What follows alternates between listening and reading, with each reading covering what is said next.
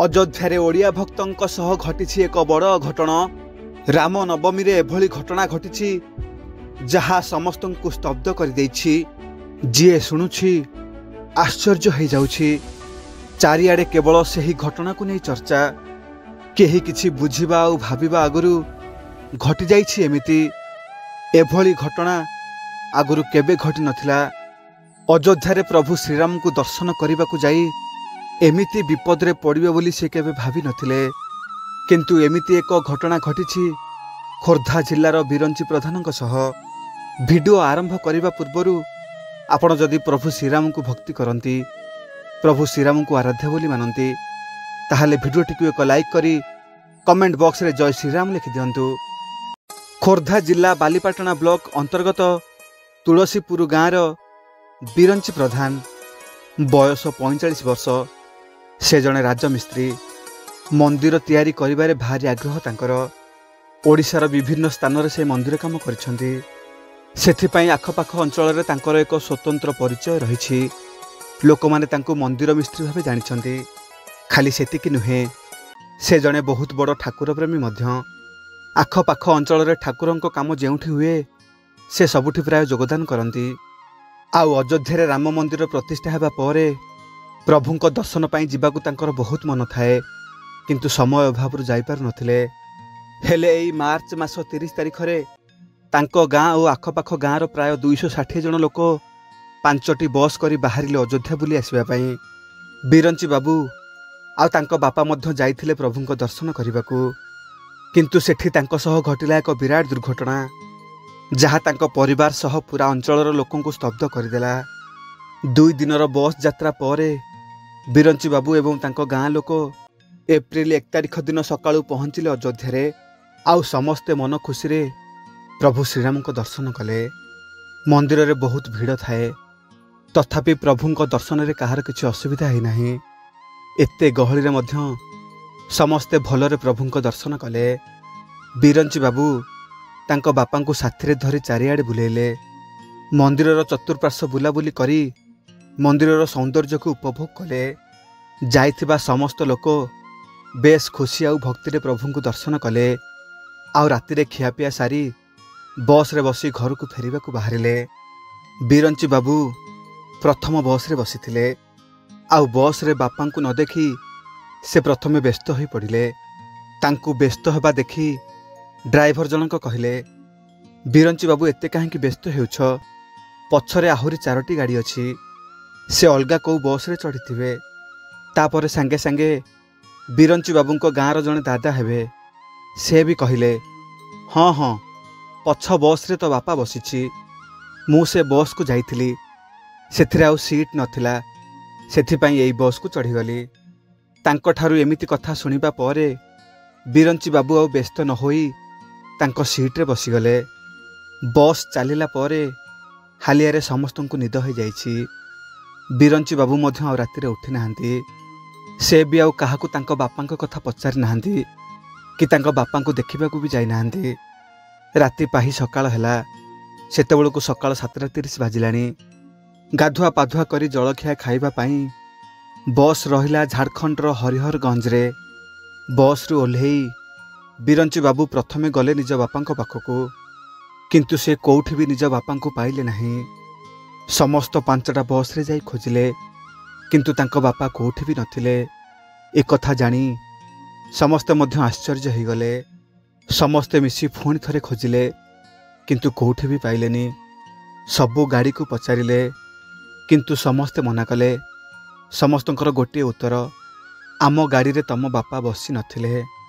एहा परे बिरंची बाबू बुझी पारिले बापा आसी नाहंती, से रही जाइछंती अयोध्या रे। कांदी पकेले बिरंची बाबू। समस्ते भी बहुत व्यस्त हेले। बस प्राय 450 किलोमीटर बाट आसी सारिछि। पुणी पछकू फेरिबा असंभव। किंतु सेपटे बिरंची बाबूंको बापा एका, बुढ़ा लोक। पुणी ओडिया छड़ा तांकू अन्य भाषा जणा नाही। पाखरे टंका मध्य नाही। समस्ते बहुत व्यस्त हो पड़िले। एहा परे बाध्य होई बिरंची बाबू आउ तांको सांग रमेश बाहरिले अयोध्या बापांकु फेरे आनिबा पई। सेपटे बिरंची बाबूंको बापा ରାତି ସାରା ଚାରିଆଡ଼େ ନିଜ ଗାଁ ଲୋକଙ୍କୁ ଖୋଜି ବୁଲୁଥିଲେ। ସେ ବସ୍ରେ ତ ବସିଥିଲେ, ମାତ୍ର ପରିସ୍ରା ଲାଗିବାରୁ କାହାକୁ କିଛି ନ କହି ଚାଲି ଯାଇଥିଲେ ତଳକୁ। ଆଉ ଠିକ୍ ସେହି ସମୟରେ ବସ୍ ଛାଡ଼ି ଦେଇଥିଲା। ଆଉ ସେ ସେଠି ଅଯୋଧ୍ୟାରେ ଏକା ରହିଗଲେ। ରାତି ସାରା ବସ୍ ଛାଡ଼ିଥିବା ଜାଗାରେ ସେମିତି ଥାଆନ୍ତି। ମନରେ ଆଶା ଥାଏ, ପୁଅ କାଳେ ଖୋଜି ଖୋଜି ମୋତେ ଏଇଠିକି ଚାଲି ଆସିବ। ରାତି ସାରା ନ ଶୋଇ ସେମିତି ଚାହିଁ ବସିଥାନ୍ତି। ରାତି ପାହି ସକାଳ ହେଲା, କିନ୍ତୁ ପୁଅ ଆସିଲା ନାହିଁ। ଆଖପାଖରେ ଲୋକମାନଙ୍କୁ ସାହାଯ୍ୟ ପାଇଁ କହୁଥିଲେ, କିନ୍ତୁ ଦୁଃଖର କଥା ଯେ ସେଠି କେହି ତାଙ୍କ କଥା ବୁଝିପାରୁନଥିଲେ। ଶେଷରେ ଆଉ କିଛି ଉପାୟ ନ ପାଇ ସେ ଚାଲି ଆସିଲେ ମନ୍ଦିର ନିକଟକୁ। ଆକୁ ତାକୁ ହାତ ପତେଇ କିଛି ଟଙ୍କା ଆଣି ବିସ୍କୁଟ ଦିଟା କିଣି ଖାଇଥିଲେ।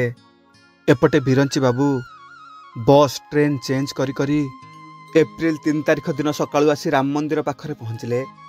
ଆଉ ସେଠି ଯାଇ ବାପାଙ୍କୁ ଖୋଜିଲେ, କିନ୍ତୁ କେଉଁଠି ପାଇଲେ ନାହିଁ।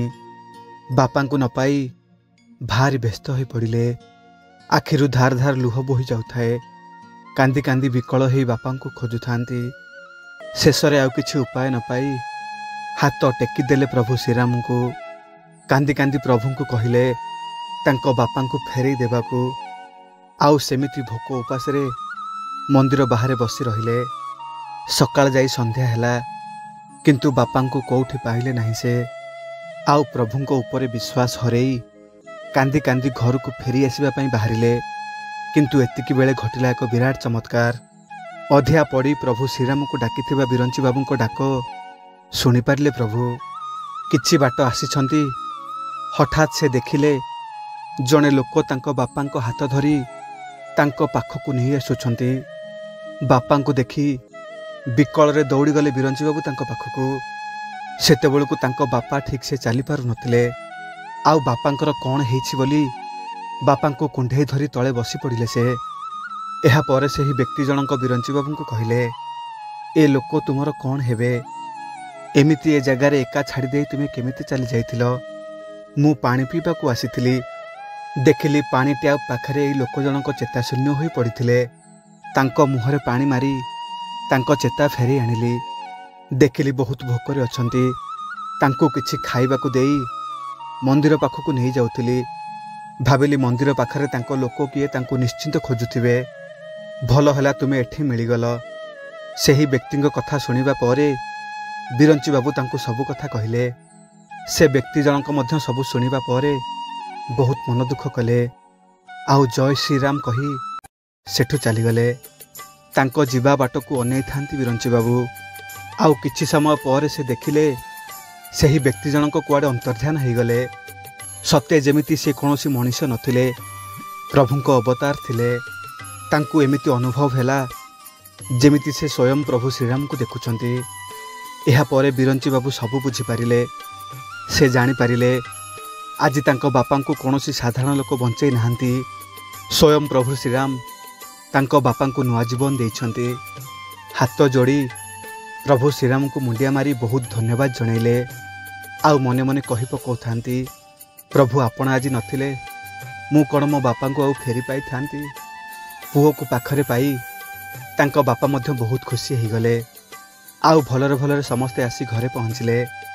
ସତରେ ଅଯୋଧ୍ୟାରେ କି ଚମତ୍କାର ଘଟଣା ଘଟିଗଲା ତାଙ୍କ ସହ। କିଏ କହିବ ଏସବୁ ଶୁଣିଲା ପରେ କି ପ୍ରଭୁ ନାହାନ୍ତି? ପ୍ରଭୁ ସବୁଠି ଅଛନ୍ତି। ତାଙ୍କ ଭକ୍ତର ରକ୍ଷା ସେ ସବୁବେଳେ କରନ୍ତି। ସତରେ ପ୍ରଭୁ ତୁମ ଲୀଳା ଅପାର। ପ୍ରଭୁ ଶ୍ରୀରାମଙ୍କର ଛୋଟିଆ ଅନୁଭୂତିଟିଏ କେମିତି ଲାଗିଲା କମେଣ୍ଟ ମାଧ୍ୟମରେ ଆପଣଙ୍କର ମତାମତ ନିଶ୍ଚିନ୍ତ ଭାବରେ ଜଣାଇବେ। ଆଉ ପ୍ରଭୁଙ୍କୁ ନେଇ ଆପଣଙ୍କର କିଛି ଅନୁଭୂତି ଥିଲେ ମୋତେ ମୋ ମେଲ୍ ଆଇଡ଼ିରେ ପଠାଇ ପାରିବେ। ଆଉ ଆମ ଚ୍ୟାନେଲକୁ ସବସ୍କ୍ରାଇବ୍ କରିନଥିଲେ ସବସ୍କ୍ରାଇବ୍ କରିଦେବା ପାଇଁ ଅନୁରୋଧ। ଆଜି ପାଇଁ ରହୁଛି। ଜୟ ଶ୍ରୀରାମ।